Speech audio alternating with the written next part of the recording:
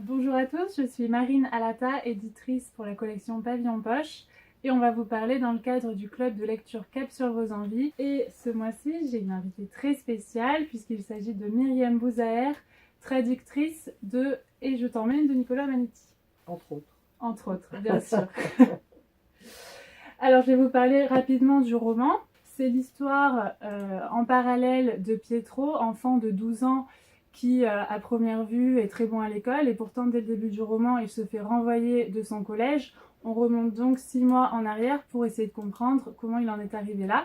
Il est très ami avec Gloria, belle, riche, elle a tout pour elle et les collégiens, en fait, lui envient cette amitié, cet amour possible aussi.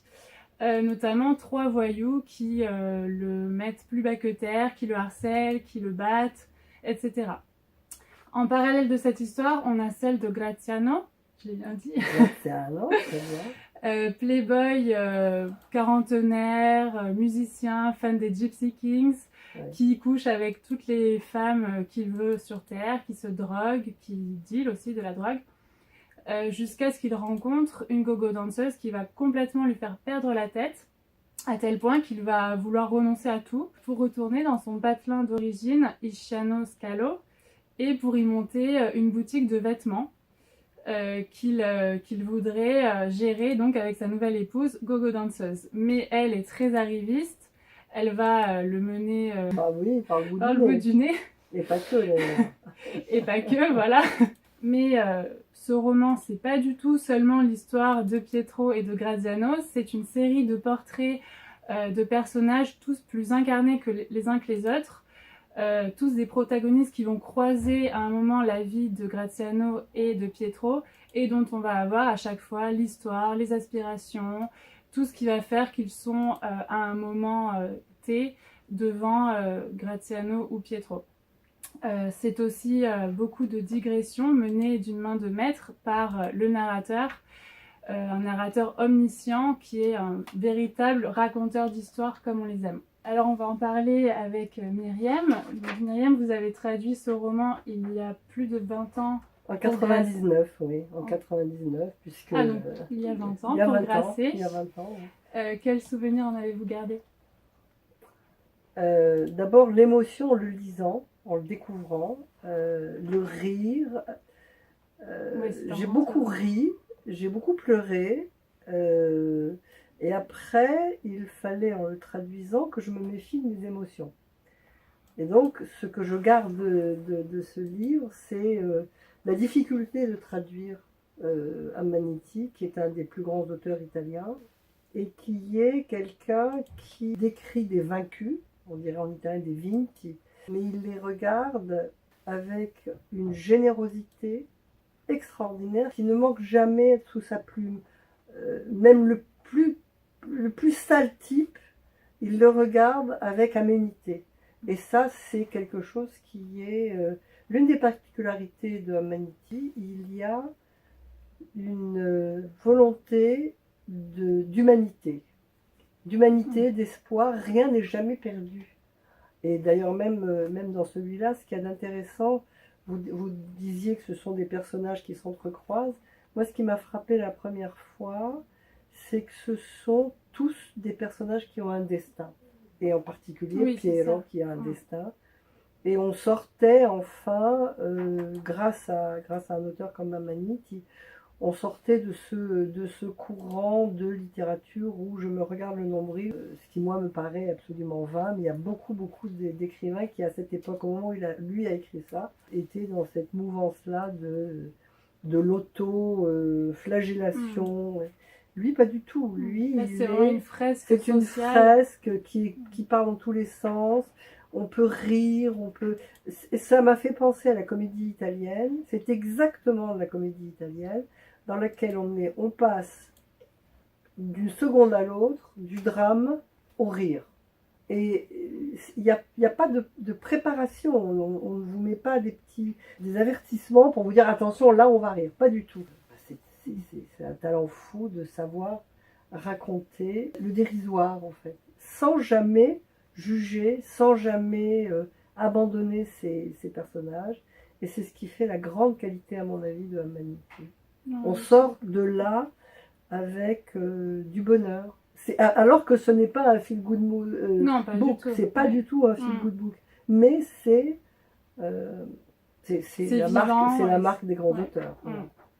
Et donc après ce roman, qu'est-ce que vous conseilleriez aux membres du club de lire chez Amanity, puisque Myriam a traduit évidemment toute l'œuvre de Alors je vais vous dire, moi j'aurais tendance à dire ce que je dis à mes amis d'ailleurs, qui lisent Je t'emmène et qui tombent fous amoureux de l'auteur, je leur conseille de le lire dans l'ordre où lui-même les a écrits. Donc après Je t'emmène, qui est un livre foisonnant, qui parle dans tous les sens, on a Je n'ai pas peur, qui a eu un vrai succès, dont a été tiré un film qui s'appelle en français L'été où j'ai grandi. C'est un livre beaucoup plus resserré, glaçant, et toujours pareil. À aucun moment il ne lâche ses personnages dans la générosité. Mais c'est quand même l'apprentissage du mal. C'est un petit garçon qui va découvrir que le mal peut être domestique. Je n'en dis pas plus, c'est extraordinaire. Bon ben on le note pour la suite. Après, il y a un livre pour lequel il a eu le Premio Strega, qui est l'équivalent du Goncourt, qui est Comme Dieu le veut, qui pour moi est un monument. Ça a été très intense à traduire. Après, il y a La Festa Comincia en italien, qui a été traduit par La Fête du siècle. Après, il y a un autre roman qui fait 100 pages, alors que La Fête du siècle est énorme. Et c'est ce roman-là, qui s'appelle Moi et toi, qui a donné envie à Bertolucci de refaire du cinéma. Et Bertolucci a fait son dernier film en adaptant Moi et toi au cinéma. Et c'est une belle réussite. Ah bah c'est une belle anecdote. Voilà. Et après, le dernier que j'ai fait, c'est Anna. C'est une Sicile dystopique. Et pour lui, et j'espère l'avoir montré dans ma traduction, c'est un roman sur l'espoir. J'en dis pas plus, mais vraiment, si on a envie de lire l'évolution de son écriture, il faut le suivre de manière chronologique. Ouais.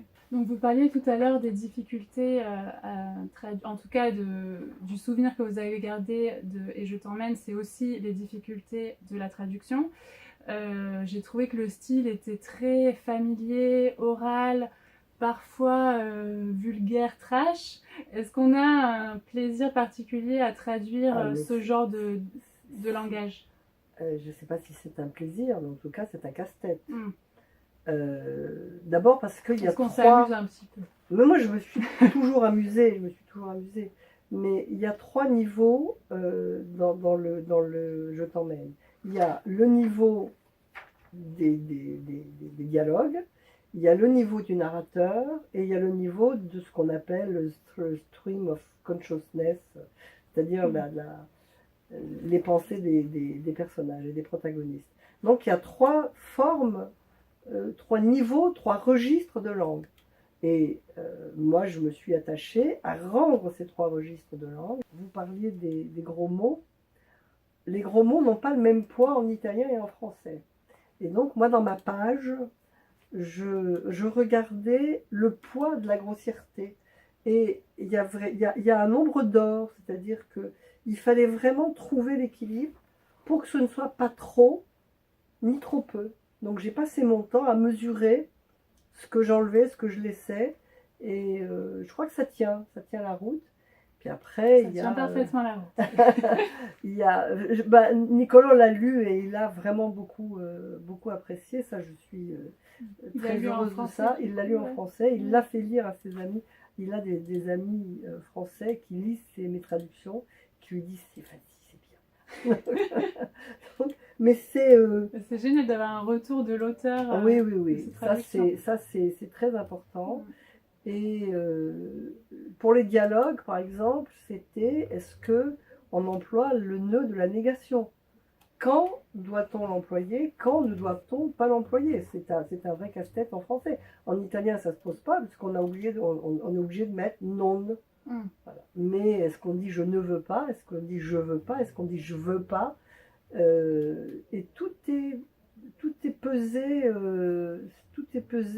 au gramme près pour trouver un équilibre qui fonctionne dans l'économie de la langue et de l'histoire. Alors je vous le disais, ce qu'il y a de fou, c'est qu'avant de donner de rendre mon texte, qui fait 400 et quelques pages, je l'ai lu à haute voix. Et j'essaie de le lire à haute voix dans la journée. Et naturellement, je finis en général à faune. Mais pourquoi? C'est parce qu'un texte qu'on lit à haute voix, s'il y a quelque chose qui ne fonctionne pas dans le texte, l'oralité vous le dit. Et automatiquement, sans vous en rendre compte, vous donnez le mot juste. Dans La Fête du siècle, par exemple, c'était du romanaccio, c'était des auteurs, ça se passe à Rome, et c'était des gens, des personnages friqués de Rome qui parlent romain avec tout ce qu'il y a d'immonde et de vulgaire dans cet accent-là, pardon, au romain. Et ce qu'il y a de bien, c'est que j'ai dit à Nicolas, écoute, moi, le romanaccio, je ne vais pas le traduire. Mais il m'a dit, choisis ce que tu veux traduire. Et là, je vais vous dire la chose qui pour moi me guide toujours, c'est traduire, c'est les mots ouvrent des mondes. Traduire, c'est ouvrir le même monde ou les mêmes mondes que celui ou ceux que l'auteur a ouvert, fût-ce avec des mots différents. Et puis, il y a plusieurs mondes et le traducteur doit négocier avec le texte, il doit choisir, il doit faire un choix. Et quand il fait un choix, il est obligé de tenir son choix de bout en bout. Je vous donne un exemple. Jacqueline Risset, qui est une très grande traductrice de Dante, a décidé qu'elle allait traduire les trois, l'enfer, le purgatoire et le paradis. Elle voulait montrer la modernité de Dante. Donc, elle a décidé de ne pas faire de mots moyenâgeux, enquenevie, etc. Non, elle a décidé d'abandonner ça pour montrer à quel point Dante était quelqu'un qui pouvait répondre à nos problématiques actuelles, comme il était moderne. Et c'est vrai qu'il est moderne. Et donc, elle a fait un choix de modernité de sa langue. Et elle la tient, cette langue moderne, du premier vers au dernier vers. Et donc, Je t'emmène, c'était le premier gros roman que Nicolas a écrit. Et il y avait une sorte d'hubris comme ça, de création. C'est-à-dire qu'une idée venait, il l'écrivait. Ouais. Et ça, il faut le suivre là-dessus. Parce que c'est... Voilà, il y a des choses dedans. Vous me demandez ce que je gardais. Ce que j'ai gardé, c'est la scène dans les bains entre Flora et Graziano, cette scène d'amour qui est une scène. Alors je me disais, bon, alors ils sont dans quel sens? Je me disais, j'essayais de comprendre comment c'est. Et surtout, cette scène était tout sauf vulgaire. Et j'aurais trahi le texte d'une manière monstrueuse si j'avais rendu le texte vulgaire.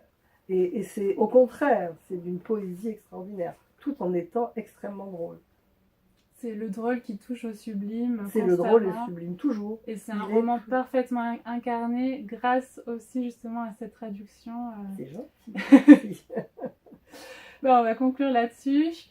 On espère que vous aurez aimé autant que moi j'ai aimé et que Myriam a aimé traduire Et je t'emmène de Niccolò Amaniti. Et on vous retrouve, en tout cas moi je vous retrouverai en mars pour parler de La couleur pourpre d'Alice Walker. Merci.